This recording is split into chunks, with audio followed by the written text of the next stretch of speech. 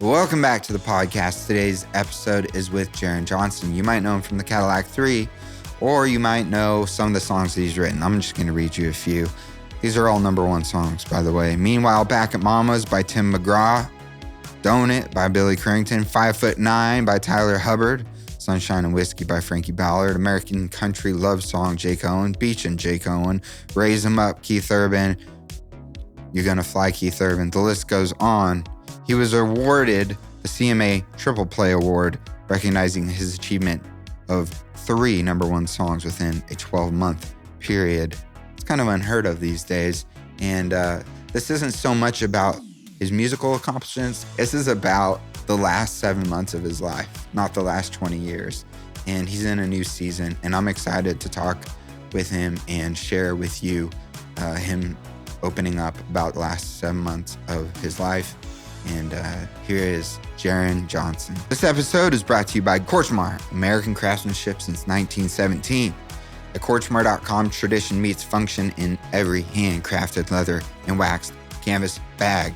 Designed for professionals, non-professionals, artists, musicians, creatives, and men that just like nice stuff, and built for a lifetime. Their briefcases, weekenders, and accessories are made in the USA using the finest materials. Whether you're heading to the office or the airport, carry with confidence, style, and purpose. Trusted by generations, built to last.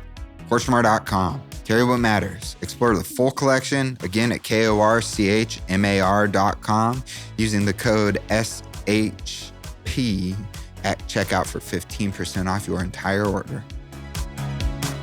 This is the Stephan Hogan Podcast. I'm just kind of like interested in like the last few years for you and diving into your story a little bit. Cause I remember the Jaren Johnston of TC3 seeing you at Ace of Spades in Sacramento. Oh, yeah. Like that was like years ago. That was the week before my son was born.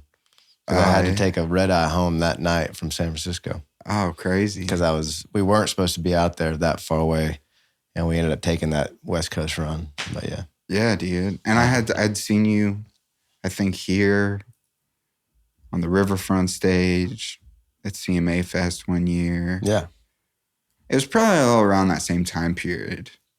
And I don't remember what the single was. Yeah.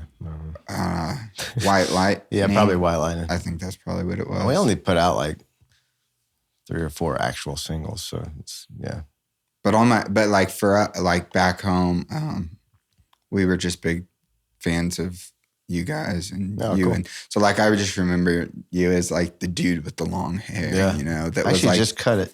I like it, dude. That's what I was going to say. We were going to spring break, you know, down on the beach, and I was like, man, it's going to be hot. Like, we're off this year, the band is. So I was like, I'm going to cut my hair, man. Dude, I freaking just shaved my head. I didn't go there, but it was close. I just started to bald, dude. Like, moving to Nashville and then losing my parents and stuff, like, my hair just fell out. Yeah, I bet. So I was like, I'm just going to go all the way. I'll grow a beard. Yeah. The bald beard That's look. good. Put the hair down here. Yeah, dude. Business up top, party down Yeah, dude. below. This will stay here. And I wear hats all the time anyway. Like, I always wear hats. But that's like my vision of you is like on stage, in black, long hair, rock and roll, spitting beer in the air. Just like it's like the last 20 years of my life. You just explained free. Yeah, dude. And now here I am sitting with you, and the little bit that I understand is that there's been like a bit of probably like growth, difficulty, progress often comes from pain. Yeah. And they're associated with each other. Yeah. And I'm curious to just kind of like step back to that. Where did that transition happen from the last 20 years of your life? Was there a changing point? What was it? Are we on the podcast now? Yeah. I mean, we just go whenever. Okay, cool. We just record. I didn't know. So I guess like there's been a lot that has happened since 2022. My life really, you know, I've just been this guy, the kind of guy you explained for a long time, just being this guy that was the singer for the Cadillac Three, and then also this quote unquote hit songwriter in town, and kind of living two different lives, you know what I mean? Which creatively is pretty awesome because you get to be Jekyll and Hyde, you know, like I get to be the devil and then I get to be the angel with with that kind of career. And so I think, the longer I kept doing that, I think one started taking over the other. And at least for me, where I'm at right now in life, the good side, or the more chill, like the grown up side. I think the other side this guy's kind of taken over, but the other side just wanted to stay a kid. That's why a lot of us do music. I think start bands and choose this as a profession is because you can kind of stay young as long as you want. As long as your health keeps up with it. I think in the last couple of years, 2022, things that Cadillac guy, man, got just a little out of control. And so I've kind of reined him in a bit, and given him a break. I'm talking about myself like I'm schizophrenic, but no, I get what you're saying. There's a duality of your life, like you said. Yeah, I've kind of, I've reached a point where I just need to calm down a little bit. Like life just got too crazy and people deal with crazy in a lot of different ways. And I was probably dealing with crazy in a very unhealthy way. What was the craziest part? Craziest part was, the life that I was doing, all the traveling and all the, that rockstar stuff, for lack of a better way to explain it, paired with losing my dad and grief and drinking like crazy, partying. That was the crazy. And the crazy was amplified, just by when you lose somebody like your father, it's something you don't really plan for. And when it happens, you get thrown into this, at least for me, I got thrown into this little black hole of, it gave me, I was already probably drinking way too much and all that stuff. But it gave me an excuse to just be like, well, I can go as hard as I want now. Nobody can say anything to me, and I just went, and I never dealt with it. Still dealing with it today. And now I'm actually dealing with it because I never dealt with it, during that time. And it just, the crazy just got out of control. And, I think. Did you jump straight back into probably too working? Quick. Probably too quick. Because for me, my dad passed and 2 days later I was doing a podcast. Yeah, that's way too soon. And I was like, what? And then the next week I was like, what am I doing? I thought, the thing was though, you also have it's a business. You have people depending on you, the crew, the band, and so it's. So you just kind of you have this huge traumatic event. Yeah. You're already living the rock star life. I didn't realize, I think I was self-medicating so much in a bunch of different ways probably that I didn't even realize how traumatic it was. So I was like, let's just go. That'll take my mind off of it if I get back on the road.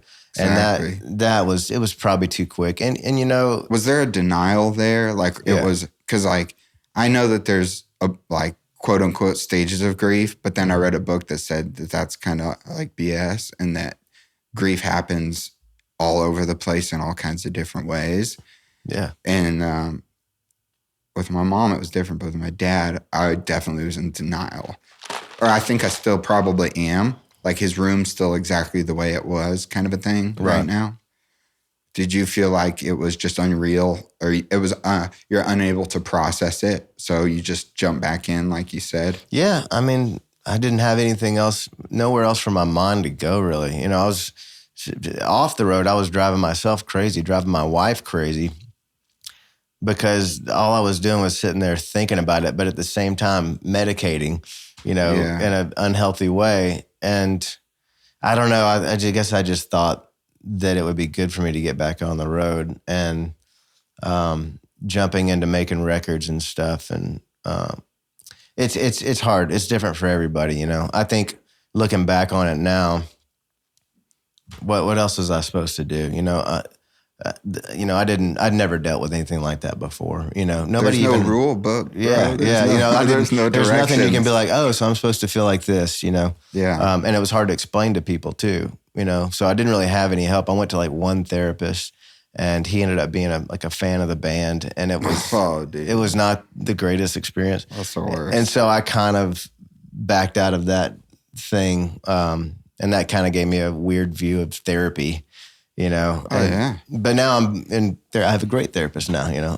No therapist should ever even tell you that they're a fan of your music. Yeah, it was weird. But, but you know, to answer your original question, I feel really good now. You know what I mean? Like, I'm still dealing with my dad, you know, and that's going to be a lifelong thing, I would imagine, exactly. from what I hear. Yeah. It just changes, I think. Yeah. I think at some point I will learn how to deal with it. And I will say I'm trying to deal with it now, or go through it, the process of in my mind and my heart and everything, but I'm doing it in a much healthier way than I was. So I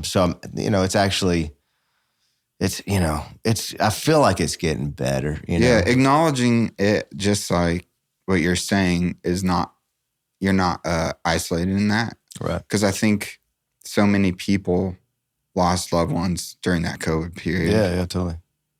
And so many people lose loved ones all the time, and it's unexpected quite often.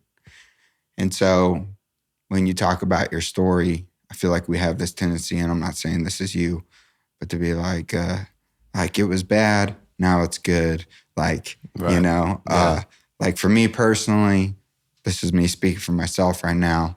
I'm like somewhat of a mess and kind of avoiding my dad's death, I think. You know what I'm saying? Totally.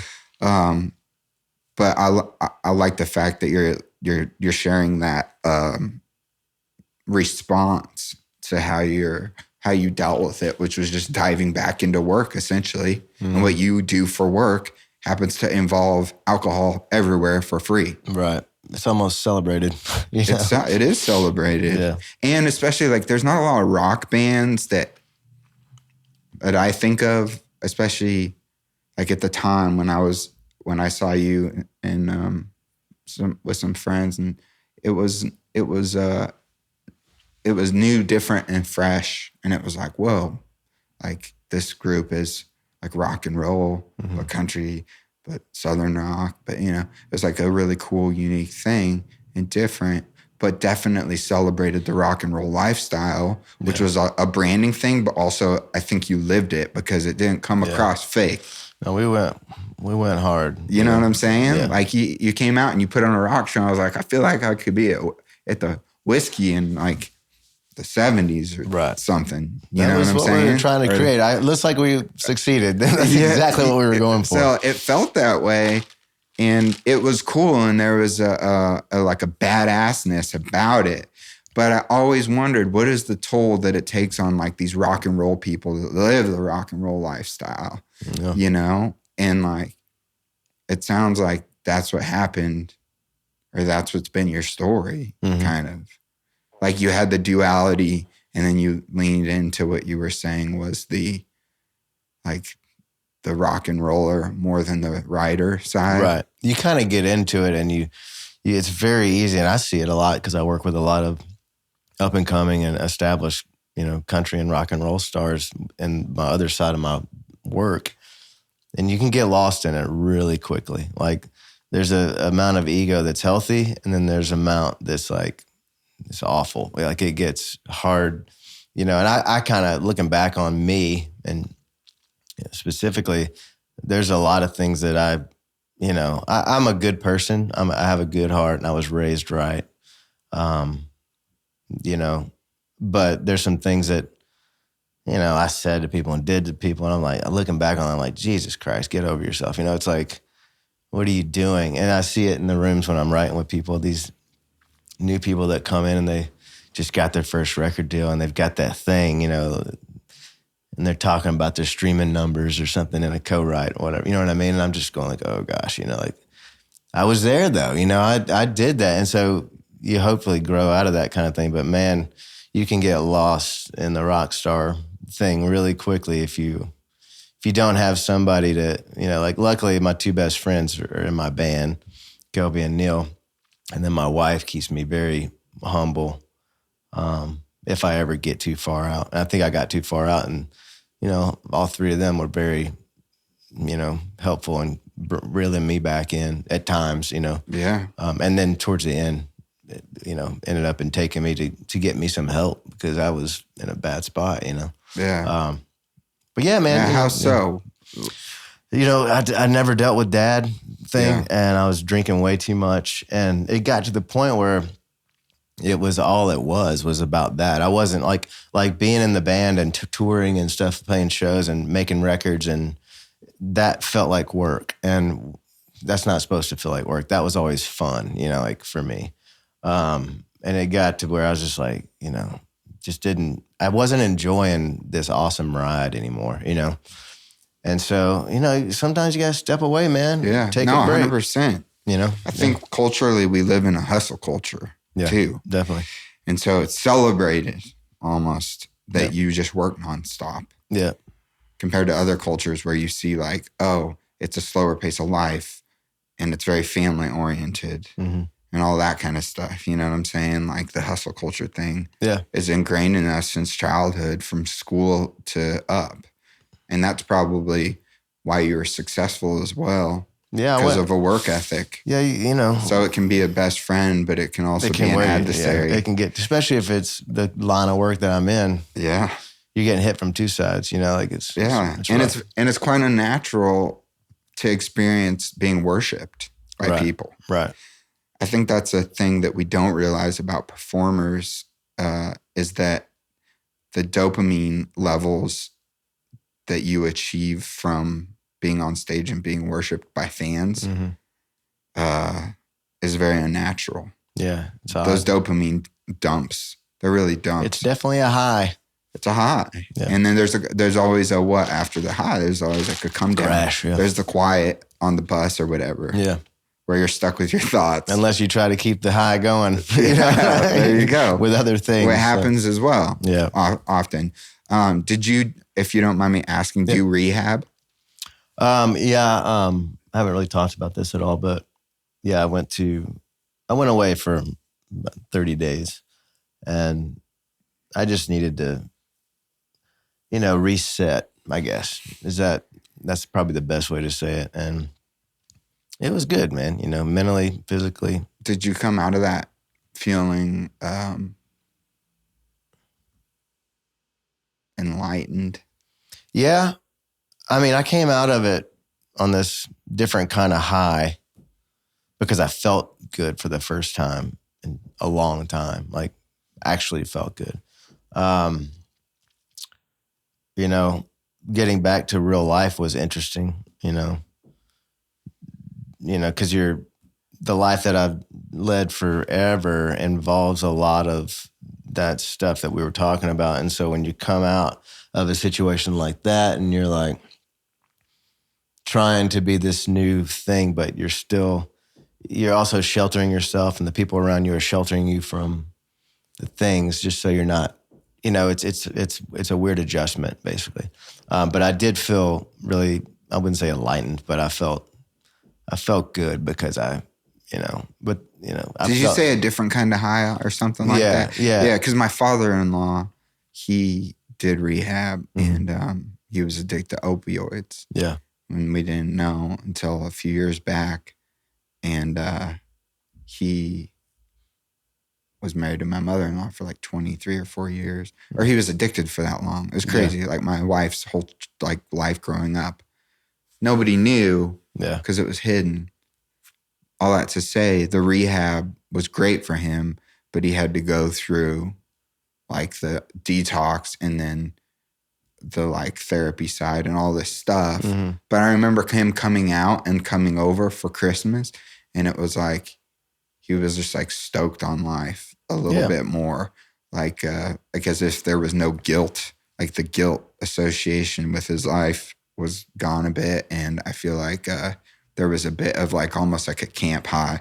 Like if you went to like church camp growing up or something and then you left and you were just like, whoa. Yeah. You know? I saw a lot of that. You know, did you view it that, was it like that at all? I mean, not really. I mean, you do come out, it's different for everybody, but like, you know, my situation was different too. It's just, you know, I don't know. The going away and resetting for me was just so necessary that like all I was concentrating on with even a week of being away, I was like, wow, I haven't felt like, I mean, I'm just looking around, everything was brighter, you know, like I was like, cause I was so numb for so long. I was like, it was more just like concentrating on how good I felt and then kind of getting addicted to that, you know? And that was an awesome feeling. And still to this day, you know, like 7 months later, like, I mean, you can look at me and tell that I feel different, you know, I feel good. Healthy. You know what I mean? Yeah, I feel good. And, you know, I think, you know, I was so like, you know, I was just so unhealthy and like putting on this front and just, you know, like everybody thought I had it together. If we talked to a lot of my friends, you know, they're like, man, I just never really knew, you know, when they find out kind of what went down. And I was like, yeah, it was getting pretty, you know, I was getting pretty off the rails. Like my bottom was very high compared to most of the people that you hear about. And I'm lucky there, you know what I mean? Yeah. Like you didn't have to hit rock bottom. I didn't burn my life down. Yeah. You know what I mean? So yeah, you're still married. Yeah. You know, so I also am, you know, I'm lucky. I'm very lucky there. And I'm also like, you know, I was smart enough to, even in my drunken state, to be like, yeah, I need help. So I look back on that and, you know, I'm thankful that I at least saw that too. And I wasn't like straitjacking, going to a damn whatever. Yeah. Which is kind of how the press release read. But do you think the songwriter side, that little angel over there in you, like knew and you had that capability of those two sides because you were able to look at yourself maybe from like I don't know. In songwriting, you have to be able to view things from someone else's point of view. Right. And do you think that muscle that you developed in songwriting and creativity was able to look at your situation? I think my situation was heavily, you know, saved by my, at the time, 7-year-old son and my wife. And that's about all it came down to. Whereas the people that I knew that I've met along this journey, those aspects, they didn't care enough about that to stop what they were doing. Mine was like, okay, the realistic situation is here. This is all going to change. You actually might lose this if you don't chill the fuck out. You know what I mean? So it's like, yeah. So I was like, you know. Yeah, dude, the wife and the child changes everything. Well, they, you know, like realistically, man, that's, you know, that's what I want to be known for. It's not this dude, you know, that runs around crazy that's in a cool band, you know, that writes a decent song. It's kind of like, I just, you know, I want to be known for being a good dad and a good person. And like, realistically, I know people say that, but it's like, at this point, man, I'm really enjoying that. You know, yeah, I'm back to work and I like that. And it's fun. And that keeps me kind of on the straight and narrow, you know, but the real thing that keeps me on the straight and narrow is I care about that. You know what I mean? Like, I don't want to lose that. And they deserve better than that. You know what I mean? So, our household is awesome. It's like, it's gotten really good. Me and my wife are getting to know each other again, you know? That's cool. Yeah. Is your son 8 now? He's 8 now, yeah. He just turned 8 last week, so. And do you guys just have the one child? Yeah. Okay. Mm-hmm. Yeah, me and my wife have a 2-year-old. Ah, nice. Oof. Yeah. Are y'all sleeping? Yeah. Yeah. He woke up at 5 this morning. Yeah. I got up at 6. I've been getting up at 6. But it's beautiful because it changes the perspective of life like growing into being a dad. Yeah. And like viewing myself as like my proudest accomplishment isn't the things I do.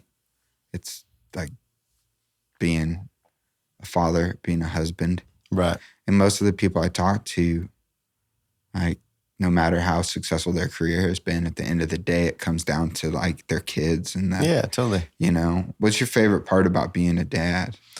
Man, what's I think best for me is that it's no longer about me in situations. You know, it's like whether I'm feeling this way or that way. I was like, well, it doesn't really matter how you know what I mean? Like, I got to make sure he's good. He's doing well. What does he want? You know, like the whole thing just it helped. Like, at least in the last 7 months, it's helped kill a little bit of that ego and that thing where you're just me kind of thing, which, you know, that's what gets instilled in you, or like in, you know, this character whenever you're playing shows and things are going well and everybody likes your band, you know, whatever, you know, like the songs or whatever. It's like that all can exist, but like if I have that over here and then I realize, you know, I got my son and my wife here and it's what they need, you know, it's like what, you know, how is he, you know, like, it's not about like, you know, this right now, you know, I'm able now to be like, put the guitar down and, you know, I moved my studio upstairs next to our bedroom and his bedroom. So I'm not downstairs just hiding the whole time. You know what I mean? So they can walk in anytime. It's the door's open. I'm just there working, whatever. I'm able to put it away, you know, and go. I don't work at night. I don't work all night anymore. I don't, you know what I mean? Like, it's more, you know, I kind of just want to be present now, you know, there. Yeah. I don't know. I keep pointing over here like he's sitting there. No, I get it because, I mean, I talk with my hands all the time. I don't know if you hate this word, but the word sobriety, does that bother you, that word at all? No, I mean. Would you say like, and I don't know, and you don't have to go there and we could cut it out, but like the last 7 months has essentially been a complete different version of life than the last 20 years were before that. Yeah, totally. This last 7 months has been, sobering. You know, it's like they've been sober, but they've also been, you know, like, you know, there's been really hard days and there's been really good days. And I told somebody this the other night, you know, I was like, I feel like now I'm having a lot more better days than I am hard days, which, you know, I got a lot of friends that have gone through similar situations and, you know, you lean on them for help sometimes. And, you know, those, you know, their stories and stuff, it's like, it gets better, you know, and there's parts of this journey where I've been going through where that's hard to believe, where I'm like, fuck this, man. There's no way this gets better. You know, this is too hard. This is too much. And because it really is such a change from the way I was living for so long. And I'm not going to sit here and, what's the too hard part? What does that look like? It's just, you know, like, is it the emotional side? Well, you're feeling all these things too, but there's no agent to numb. You're like, everything is just there, whether it's good or bad. Whereas when you have that to crutch to lean on, you can get rid of it for a minute. You know what I mean? This is 24/7 dealing with it. Now you have tools that people tell you and teach you to help deal with these things, whether it's deep breathing, this 12 steps, you know, whatever, you know, prayer, meditation. Does any of that work? It's just different for everybody. You though? Yeah, I have my own ways. I lean on family pretty hard, you know. Your relationships. Yeah. That's what it sounds like. You have some homies that you can reach out to 24/7. Yeah, totally. And, you know, it's this, you know, just this last, you know, 7 months it's getting to where it's like, I really enjoy, I don't know, life a lot more right now, you know, and I'm not going to sit here, you know, and say, man, I'll never pick up a drink again, you know, or whatever, because I'm not, you know, it's a day-to-day thing. It is a day-to-day. You know, it's like 20 minutes from now, you know, it's it's living like that, which is really, it keeps, if you stay right where you're at, that helps that situation. Yeah, there's a guy I listened to a while ago. I'd listen to his podcast all the time. His name's Ed Milet, and his dad was an alcoholic, and his dad had gone to rehab and relapsed and rehab. And like eventually, his dad was like, I need to go, and he said, Ed asked his dad, he's like, what's different this time? And basically what it came down to is he got out of rehab, his dad did. And he's like, I can't promise you that I'm never going to drink again, but I can promise you that I'm not going to drink today. Right. Yeah. You hear that a lot in the different programs. But even in my life with like things that are like dopamine heavy that I'm trying to like not do, because I stopped drinking as well, but it wasn't as gnarly as a crutch for me. But like there's other things, and it's like a dopamine detox, hardcore, stepping away from the thing that provided you the comfort. Yeah. You know? Do you feel like emotionally pretty numb, like on a baseline? Because one of the things I'm exploring is like the idea of happiness. Right. And I've never really genuinely consistently felt happy. Well, that's what a lot of people say when they get out of rehab and shit is, I'm never going to be able to have fun again. I'm never going to be happy again. You know, that kind of thing. But you find it in different ways, you know, like that. The dad shit that was real with as far as the happiness thing, because you find just when you start to feel good, some memory pops in, and you're like, shit, you know, like, damn, you know? So it's like, yeah. I cry at those memories. Do you cry a lot? Yeah, I mean, I'll just start, but also that's too because I'm having emotions for the first time in a long time, you know? That for the first couple of months, I was really a mess, you know? But it's still hard. The dad thing's still really hard for me to talk about, just because it's like there's so much I haven't processed yet, you know, and then you start thinking about just, you know, memories, good and bad, more good than bad for me, lucky there. But like, you know, then you think, you know, big one for me with my dad being gone and the way it went down is that my son, like, he's not going to be a part of my son's life, really. Like, he remembers him, but he's not, you know what I mean? It's not going to be a thing. And that's tough. I think that's probably the toughest part for me to move on, you know? But, yeah, you know, dude. But yeah, that's real the hardest pain, part you know? for me, bro. Yeah. Because my dad,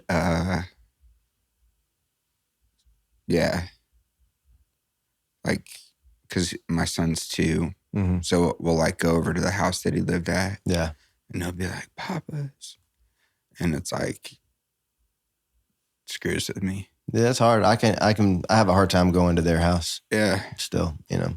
And Jude loves it. My son, he loves going over there because there's toys, my old bedroom, stuff like that, you know. But yeah, it's a little tough to yeah, it's hard for me, bro. Yeah. And then I got my dad's dog tag. Oh, wow. From Vietnam that I found, and I wear it now. That's good. And my son always he thought it was a cell phone. Yeah. And I'm like, that's Papa's. I'd love to have a cell phone that small. Yeah, dude. But he's always like Papa. And that is really difficult. Time is the ultimate healer. Yeah. They say it gets easier. And I will say this, you know, the amount of time that I'm in, granted, the first couple of years I was so numb that, you know, it is what it is, but I'm really, you know, I can feel the I guess you'd call it progress, you know, I could feel myself. What brings you the most joy? From that situation? No, just currently. The mornings, really, like waking up and just going and feeling good. And what's it look? Do you have like a morning? Yeah, I get up. Like, what's your thing? Coffee, you know, I'm big coffee. Coffee these days. Just pour over. I just go. We get this chocolate lava beans and hazelnut cream beans, and I mix them. And I like that in the morning. Then Jude gets up, take him to school. I make him breakfast first and take him to school. And then it's off to the races, go work out and then start. And it's a good day. That afternoon, I try to squeeze in a little nap every day, which is hilarious because I'm a grown-ass man. But like, I kind of need it. Bro. I kind of need it. Even if it's just like 15 minutes. Like the studies behind that scientifically are especially amazing. For people dealing with what I've dealt with. But the other day we had a photo shoot at the house for me, and these people were shooting me. We shot all day and we ate these salads or whatever. And I just kind of looked around. We were about to change locations and I just disappeared for like 20 minutes. I went back to the bedroom and slept for 15 minutes. And then I went and met them at the thing. But it got me through the rest of the day. It was good. I also try to go to bed a little earlier than I used to. Because for years, man, you stay up till 2 or 3 in the morning, even if there's nothing going on, no reason. And part of that too is because I was gone so much that when I was home, me and my wife, that's when we got to hang out. So, so you probably operated on like little sleep for a long time. And sleep's so important. Like, yeah.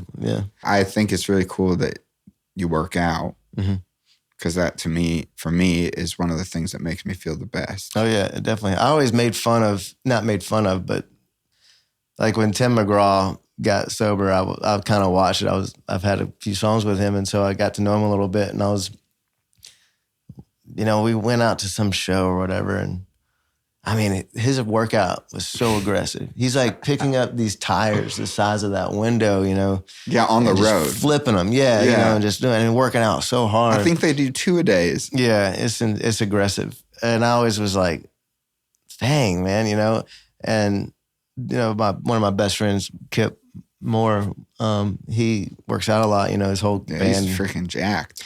Yeah, and I would always be like, you go, how many times you work out today? Make some stupid joke, And now I'm like, dude, if I don't work out in the morning, I don't know, even if it's just simple, like just something to burn a little bit of energy, and it gives me that kind of little bit of rush to get me going, It's Are you almost lifting like weights? Yeah, it's almost like a cup of coffee. Yeah, dude. The lifting weights, like scientifically, boosts your testosterone. It boosts like dopamine. There's like a lot of like mental chemistry stuff that's associated with the resistance training. Yeah, I feel the difference, and so it's like I kind of feel bad about all those moments where I'm like, this guy works out too much. It's like, whatever. You know what? It makes him feel good. You know what I mean? Yeah. So, yeah. Are you trying to eat more too as you work out? I eat when I'm hungry. That's, when I was gone to camp is what we call it. I ate like 3 huge square meals a day because it was just, I don't know. That's one of the things they kind of do there. And I was working out too every chance I got in between holes, or whatever.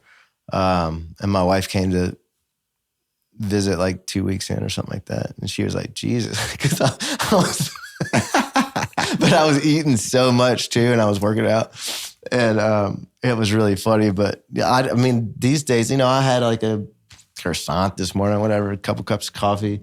I'll probably eat lunch on the way home. Dude, you're lucky. I'm eating. But you're so I just fit. eat. I eat when I'm hungry. You know what I mean? Yeah. Like, I don't get, I had pasta last night with Jude, so it's like, I was hungry, so I ate. Like a lot of people are just, I don't know, I guess my mom was really small, my dad was really skinny, their whole family. You so got it's like, genetics, man. Yeah. For me, I'm about to go on this program and like I have to weigh my food. It all starts Monday, but it's like macros. So like carbs, fat, protein. And they're like, you got to hit this 160 grams of protein per day.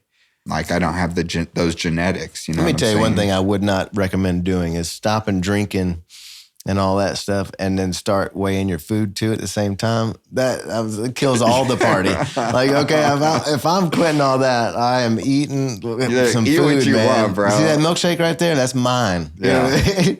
I think about culture. I think about society. I think about obesity. I think about like big things. Mm-hmm. I like think about macro things, or the amount of obese people in America. I would say that food is an addiction. Yeah. And I would say everybody has their thing.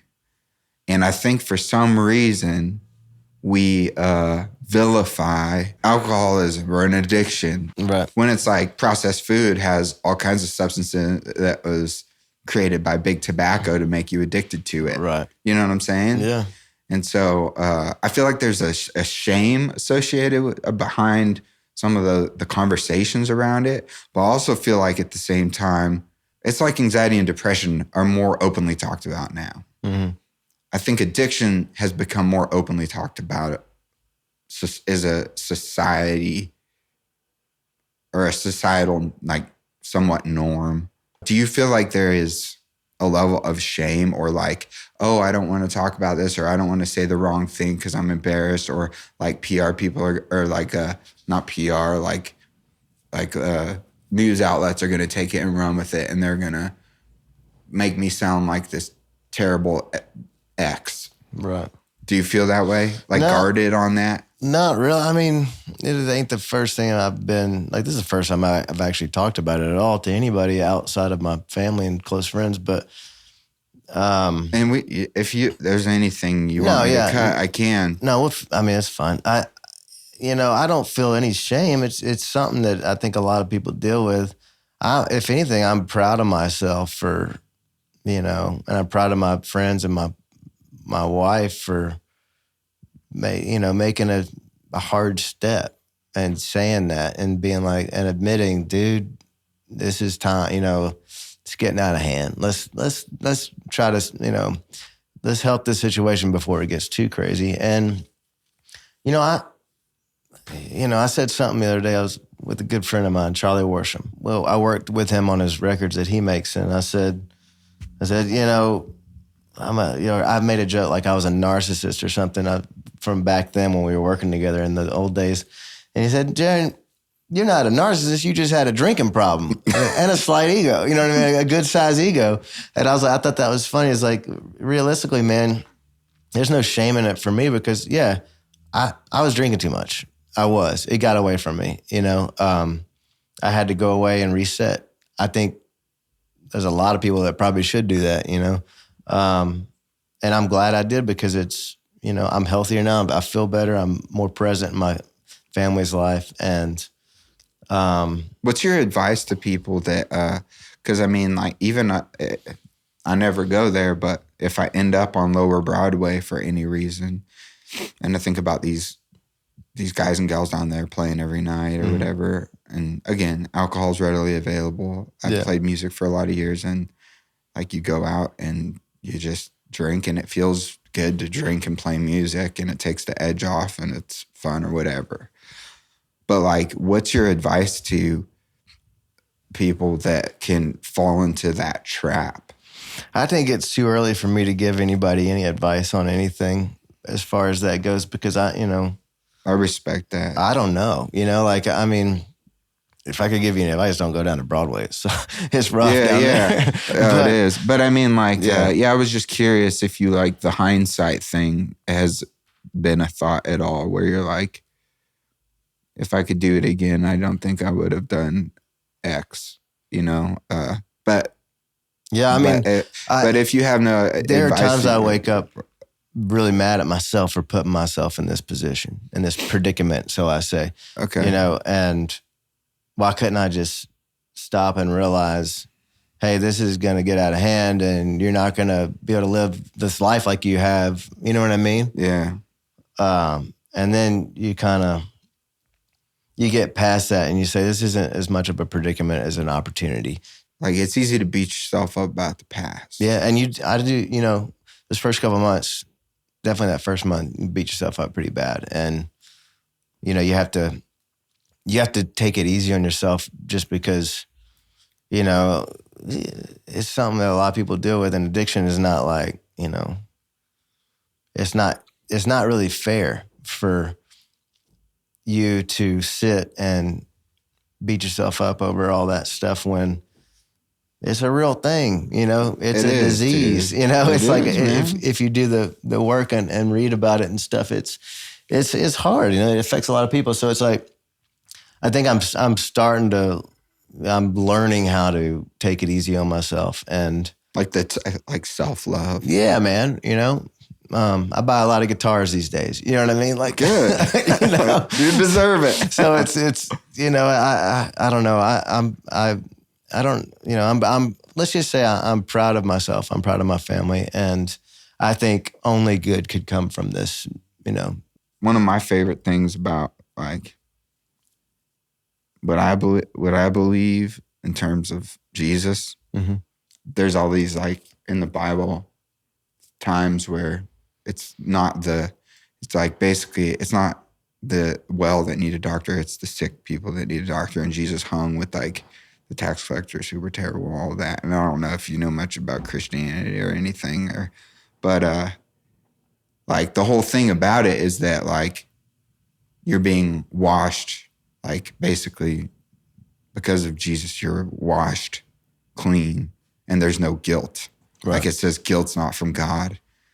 But just those principles, if you believe in the faith or not, I feel like are like good principles to put for yourself, in that there's no shame in what you've like gone through, you know? Yeah, totally. That's the way I feel. And I think the shame would be like if I didn't do this, and because that's what I felt back then. I know that. I was ashamed that I was drinking at 9 o'clock in the morning for no fucking reason. That's shame. Mm-hmm. You know, I'm ashamed of that for sure. But where I'm at now, man, I feel unashamed. I feel proud. That's great. And there is something to be said for coming out clean on the other side, you know, whatever. Like we all got demons, man. You know, like we all got shit we're gonna deal with. But like, I feel like I said, I feel like I'm having better days than darker days. I'm brighter days and darker days right now. And this is 7 months, you know. Yeah. Like I said, I'm not gonna sit here and say I'm never gonna touch a drink again. But like, you know, you said your friend said, like, I'm good today, you know, I'm good right now. You know, I don't really, you know, I don't want to right now. I'm not sitting here going like, God, I can't wait to get out of here so I can hit that liquor store I just passed, you know, or whatever. Yeah. So it's like, I feel good, man. I feel motivated. And is the work stuff, like, are you songwriting a bunch? Like, what's going on that side? It's good, man. You know. And does this part of your story, the last 7 months and the last 20 years, or however you want to equate it into now, I mean, your story's your story, right? Mm-hmm. Like, is it making its way into your songwriting?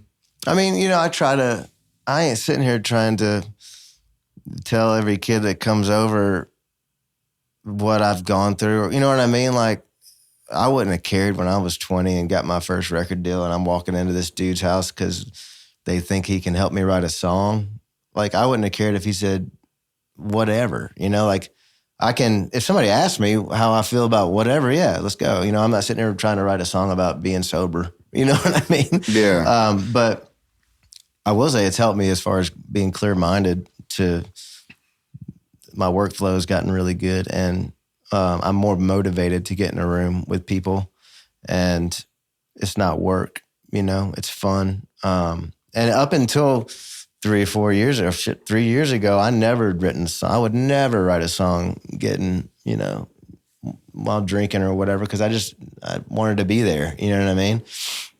And then it got to the point where I was, so it's just like, now I'm back to where it's, you know, it's fun again, man. This is the best job on the planet, if you think about it. I wake up and write songs for a living. Yeah. Get to go play a show for people that like what I do. I mean, come on, I get to produce somebody's record that's my best friend. You know, it's a good job. So it's back to being fun again. And I think that's a huge step, you know, that's helping a lot too. Because I didn't work for the first 3 months back. And those were some weird times because I didn't know what to do with myself. Yeah. You know? A man needs purpose. Yeah. I mean, especially somebody coming out of that, you know, needs something to do. So when I jumped back in, I did a lot of things. I did a solo record during the time I was gone. I was off, you know. I've done so much cool things that I think later on I'm going to be very proud of. You know, like this. It's just a good time in general for me, and I'm glad you invited me here too, because I haven't talked to anybody about this stuff at all. You know, except my wife. She's about done with it. So, dude, I like talking about it, man. Like your story is one that, again, you're not the first to have it, but it's one that also is different because you're in this music town. And I feel like when you take the courage to kind of like step out and talk about some of this stuff, it lets some other people open up, you know? Yeah. It's almost like those songs that are written that are like, hey, that really impacted me in a bad time or whatever it is, you know? So I feel like just having the conversation, I feel like honored to be having it with you. Yeah, man. I want to acknowledge you for opening up about it because it's a gnarly thing and it's fresh. It's like a wound, you know, that hasn't healed. So I appreciate that. On the music side, do you have your own publishing company? What are you doing? How's that all working on the business side? I have a publishing company called Two Black Dogs that goes through Sony. Is it a JV then? Yeah. Okay. We have a couple writers, and then, you know, I write. I have a deal through Sony for my personal stuff, for admin or whatever, and I've been there 20 years. They're great, you know. But yeah, so that's the publishing side of it. But yeah. That's cool. And then we have a record label through Warner Brothers, War Buddha, which is cool. We're enjoying doing that. It's hard work having a record label. I didn't realize it when I took the label, but so you're a record label executive. I mean, yeah. So you're a label exec. Yeah. You have your own publishing company. Yeah. You have your own artist deal. Yeah, we're separate. We're Cadillac's on Big Machine, and my stuff will come out on Big Machine. With Big Machine. Yeah. That's crazy, man. Yeah, it's a lot. It is a lot, man. But do you like it like that? Yeah, I mean, it's irons on the fire, man. You know, if you asked me 20 years ago if I would have all this stuff, you know, like these things, you know, I would have said, no, I just wanted to be in a band, go do this thing. But it's like, there's so many different things that I like doing, and a couple of them I do pretty decently. And so it's, you know, when somebody asks you, hey man, you're doing some cool stuff, would you like your own little imprint, your label in Nashville? You're going to probably say yes, you know. In hindsight, though, I probably should have been like, well, let me think about this before I do it, because it is hard and it's a lot of work. Like Neil, my partner, our drummer for Cadillac, you know, he helps run the label War Buddha, and he does a lot. You know, he's really into it, in the depths of the numbers and everything. And I'm more the creative side, you know. But he really got thrown into this thing pretty hard too, you know, because then I had to go away for a minute. So it's just a lot. You're right, it is a lot. But I think, you know, we're also trying to sign things that probably wouldn't have a chance otherwise somewhere to be themselves, that artist, you know what I mean? And like the first so-and-so versus another Morgan Wallen. Yeah, we're not going out trying to find Zach Bryan, you know what I mean? Yeah. Or Morgan, whatever, you know. It's like we're trying to find Willie B. Cobb, you know, like the guy doing this crazy alternative Southern thing that nobody's doing, you know? That's cool. Yeah. So you believe in artistry, like artistry is coming first, the music, the person, versus being motivated by revenue and a bottom line. Well, you know, it's so hard to even judge what that is now. These days, it's like with streaming and everything, that's just it's just a different market now. I don't even know how to explain it. Being a record label is like, basically we're just therapists for artists. You know, we're just like, we're trying to help these kids come out who, you know, we're trying to just put their music out, and you're throwing it in the wind and seeing what happens. You know, if you're starting with an artist that has no followers, no listens, no streams, it's hard. But you got to start somewhere, and you go. I mean, you can go out and try to sign somebody that has, you know, a gazillion, you know, streams. But it's harder to get them, and why would they sign? They don't need us. They already have the streams, you know, like, it's like, why would they want to give us money? You know? Yeah. So yeah, the label thing's hard, but it's exciting too at times. And, you know, being on the label end where you and Neil are kind of like overseeing that, mm-hmm. Does it make you think different about like your future musically in terms of navigating your music career? Nah, Do you think about that much? not really. right I now? mean, no. Our thing is just so separate. The Cadillac Three is such a different thing, just because it's very, with three friends that grew up together in Nashville, Tennessee. You never see that. Lifelong friends, like pretty much brothers, and have done very well by just kind of being themselves and running around the world. It's a global thing. We go everywhere and make this music that's just bizarre. And so you can't even use it as a model. I can't even look at it and be like, well, we could do with this person what we did. We try to do that, but you can't, because it's just such a different thing. And so with us, like labels and stuff like that, it's like, it's almost like we just go day to day and see where we are and deal with it when we come to it. I mean, we're still on Big Machine, so it's like, and we love it. They've let us do everything, so it's anything we want. That's a whole weird conversation to have, because I don't know. Cadillac is its own little world, It's like we probably don't, at some point, won't need a record label. I don't think. Maybe we will. Maybe we'll use ours. Maybe we'll stay with Big Machine. I don't know, Yeah. It's weird. What does the future look like for you as you like look into the future? And I know there's the whole, a day at a time thing, but like, where would you like to see things in like 5 years? Happy and healthy. My kid will be 13. That's interesting and scary. Yeah, happy, healthy, hopefully, that's about it. As far, because you don't want to future trip too much. You know what I mean? Just happy and healthy. Do you know there's a guy, Naval Ravikant, or I don't know how to say his last name very well, but he says, a fit body, a calm mind, and a house full of love. These things can't be bought. They must be earned. Yeah, that's great. And to me, use that for my answer. To me, that like sums up what we're all going for. Yeah, totally. You know what I'm saying? Like, peace is something that's very hard to come by in our culture. Mm-hmm.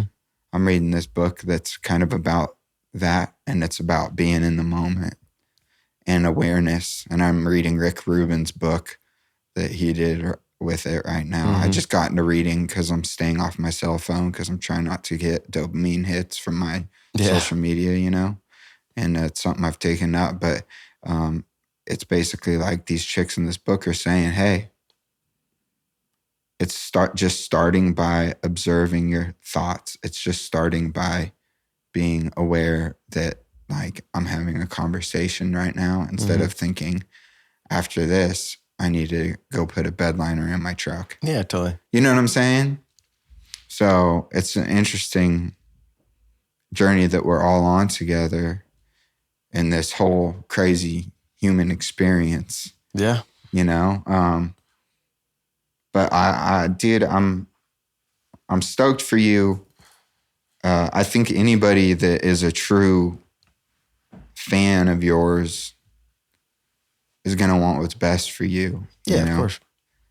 And I think the world as a whole it's like that song, like that Luke Bryan song, I believe most people are good. Somebody was talking about that the other day, yeah. I believe that. Yeah. I actually do. And I believe that people that listen to this podcast, and my goal in this podcast it's two things. One, my pillar is meet someone new, hopefully make a new friend, and two, impact one person. So if this thing produces fruit in one person's life or impacts someone positively, if it's one person, because it can get like real easy for me to think about like who's listening, like I'm talking to these people at this label and this about licensing deals and things. And like, and then I throw all that aside and I'm like, who's the person that's going to listen to this episode and go back and be like, oh, dude, Jaren opened up about his struggle, and whatever that's going to do for them is going to be a beautiful thing, man. Yeah. Like that. That's the stuff that's why I do this podcast. And I feel like today you have been, honestly, man, you opening up today is a kind of the defining moment of what wraps this whole bow on this whole thing that I'm attempting to do. Cool. And glad I could help. And it's just by you being honest, man. Yeah. Like, I'm not trying to get anything out of you. And man, I know. And I'm just you sharing your story, and it's fresh and it's hard and life's hard, and we're in it together, man. Totally. But from a dude that just met you side, sharing your story, I see a lot of myself in it, even though it might be different. Right. But I know that, and then seeing you from, if I go over to I'm a TC3 fan side, I'm like, I'm so proud of you for doing what you need to do to be healthy. And if you ever make a record again or don't, like, still going to be spinning them. You know? Yeah. So it's like, it's a cool thing, man, for you to open up. I appreciate you having me, man. And we definitely will make more records. You are? Yeah, of course, yeah. Good. My friend was saying there's one that you didn't put on vinyl. He has all of them on vinyl, but there's one that's not. I don't know. And he was saying that it needs to be pressed. I don't know which one it is. Yeah, I forget. it might be like a UK thing or something. I don't know. What was your last record? The Years Go Fast. It's on vinyl. Okay. Years Go Fast. Country Fuzz was on vinyl. Tabasco was on vinyl. Legacy was on vinyl. Bury Me in My Boots, vinyl. So they're all on vinyl? Yeah, the Cadillac Three is on vinyl. The first one might be harder to find, but it's on vinyl. Yeah, we did it. I think it was Tabasco that he can't find on vinyl. Yeah, we did. I've got a couple at the house. Tell him to call me. He'd love that. Yeah. He'd be a fanboy. This is how I kind of like to end my episode. Like, if there was just like something that you wanted to share with the world, and it was just a word of, and again, you said, I'm in no place to give advice. But again, I don't know if anyone's qualified to give advice. That might just be your own inner critic. But if you were to leave one piece of wisdom, maybe from life lived to the world, and it was just to carry on, and it was just like, we'd remember it generations from now, what would it be? What would that piece of wisdom that you'd want to impart through your journey thus far? I would say, if I could give anybody any advice or anything, like I said, I'm not, who am I? But who is anyone? Right. Who am I? I would say, don't be afraid to step back and take a break, and look at it. And, and not saying you could start over, but like, just don't be afraid to look at it and stop and take a break. Because I feel so much better now that I've, me and my wife made that decision to chill out for a minute and go away, come back. I think, it might have literally killed me if I'd have kept going like I was going, because, it wasn't pretty.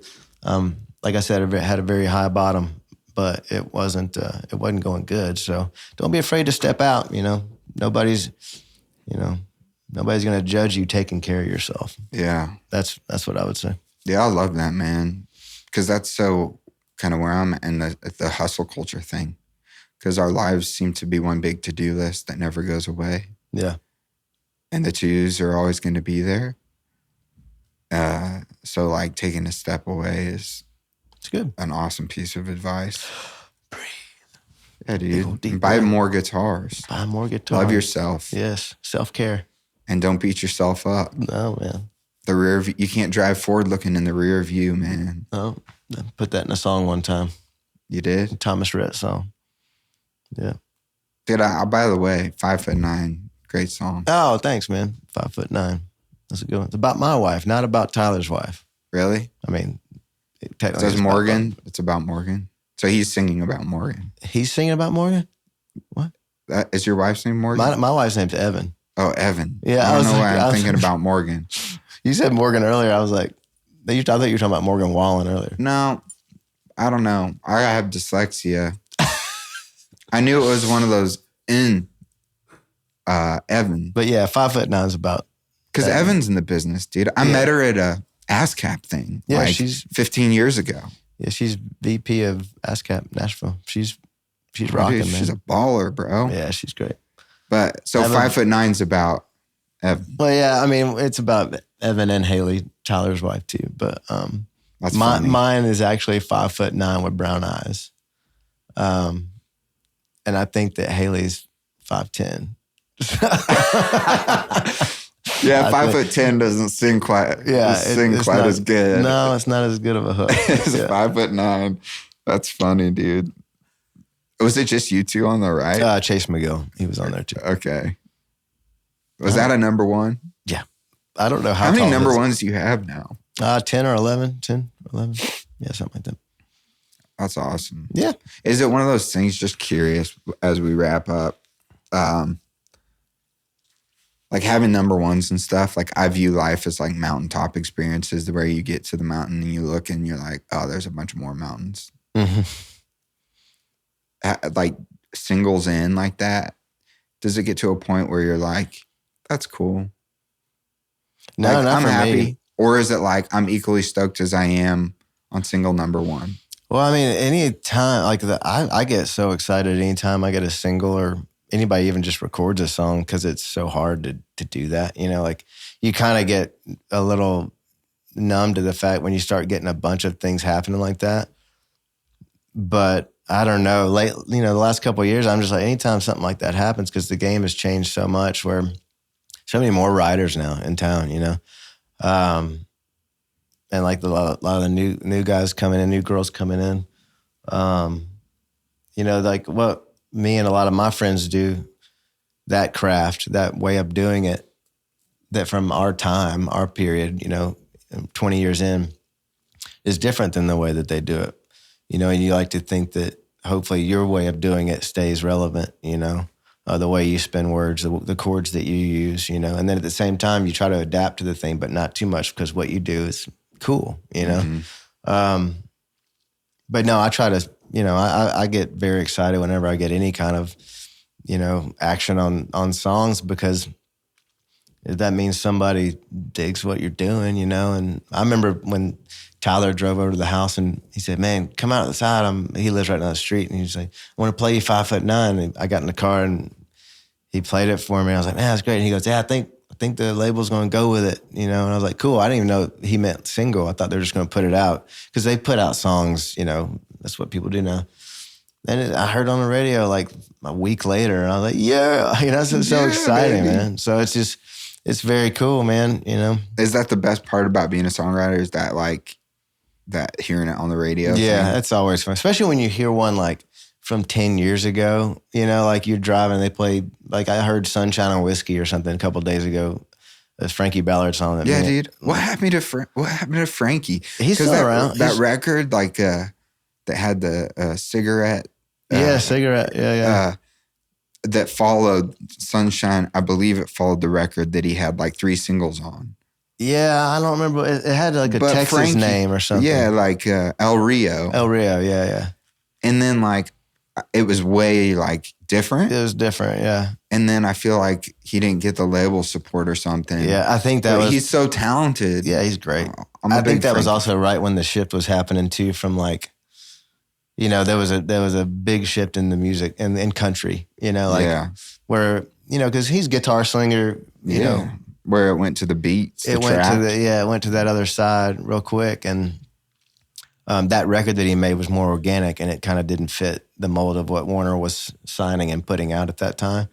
I think, from what I remember, that's been a minute. But yeah, when you hear songs that are older, like we were at a restaurant down at the beach and they played Beachin by Jake Owen, and it kicked in, and there's this like they pop it like a can, and the can sample is the original sample that we did the day we wrote it with Jimmy Robbins and John Knight. And I just opened a Corona, and that you can hear it on the thing. And so I heard it go, and I go, I recognize that thing. And sure enough, it was Beachin, man. And you just get this feeling, you're like, that was crazy. That was that long ago. and that song is still relevant. It's still played. You know, people still jam to it. So yeah, it's a very exciting feeling. I love, you know, hearing stuff like that on the radio. And, yeah, all those number ones were at the period when I really loved country music. Yeah, it was a fun time for sure. That period, I don't know, and I was a huge FGL fan too. Yeah. And then something happened. I don't know what it was. Yeah. But I rode that wave through. I don't know. I guess my first country concert was Tim McGraw. I was 18. It was a Sleep Train Amphitheater at the time. Oh, wow, yeah. Which is now Toyota Amphitheater, Southern Voice Tour. Yeah. But, dang, that's a minute, yeah. Yeah. And I'm 36. It was 18 years ago. That's wild. Yeah. So half my life ago is when I started liking country music. But that radio stuff at that time is when I think you had a string of number ones in that. Yeah. That I had my season. second number one with McGraw, and which tune? it was called Southern Girl. And then we had Meanwhile Back at Mama's with McGraw. Those were a couple years apart. There was, I think the times you're talking about was like American Country Love Song and a bunch of those Jake Owen things, Billy Currington, Don't It. Yeah. There was like 3 or 4 like on the radio at the same time. I don't remember what they were. Those were great. Keith Urban, Raise 'Em Up was in there. Yeah, dude, Raise 'Em Up, bro. There's a couple, I can't remember there was a time though, I do remember what you're talking about, where it was just like, whoa. And FGL was huge at that time, because we were out on the road with FGL for like 6 months. And I remember that being just a really long tour, but it was, Kane Brown was the opener, first of 5, us, Cole Swindell, FGL. 6 months. Yeah, I saw you open for FGL at that outdoor amphitheater. Yeah, it was a crazy tour. I think. It's all a blur. That was like our first big, like, pop country tour, which we were up there playing. We had no business on that tour, but we were good friends with Brian and Tyler. Were you stealing fans? Did you get? I don't know, to be honest with you. I don't think you probably won't see a bunch of posts saying, "Hey, we saw you on the FGL tour, so we followed you ever since." You know, but maybe, who knows? You know. Oh, dude, that's funny. That's how I liked Love and Theft, because I saw him open for Lady Antebellum, which opened for Tim McGraw. Yeah. Yeah, dude. But that was that time, dude. So, yeah, man. Well, I appreciate it. Yeah, man. Thanks for having me. Talked your ear off. No, you're good. But you've been a rock star in a non-rock star way. And that's a wrap on today's episode with Jaren Johnston. Again, Jaren, thank you for being on the podcast. I really appreciate it, man. I know that it's hard sometimes for us to be vulnerable, but that is what brings us together. That's where healing happens, and that's where humanity lives. And it's one of the things that we really want to harvest here on the podcast, is just being able to have an open space to be able to share with the world, so we can all get through this experience together and love each other. So have a great week, and I'll see you on our next episode. It's going to be another great one. Excited for you to hear this next guest. Peace. This is the Stephan Hogan Podcast.